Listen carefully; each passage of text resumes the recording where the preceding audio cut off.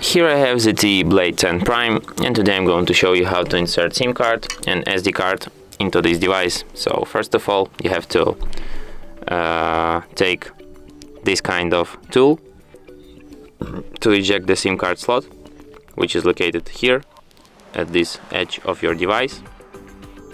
So what you have to do is to just put the tool inside the hole next to the slot, and the slot will come out, and you can eject it with your bare hands.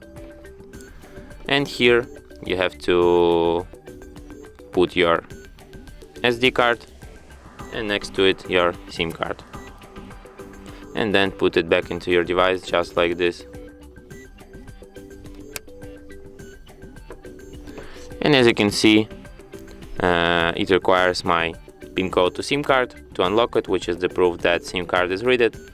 And there's also notification SanDisk found, which is the proof that SD card is read too. And that's it. Thanks for watching. If you find this tutorial useful, don't forget to hit that like button and subscribe to our channel.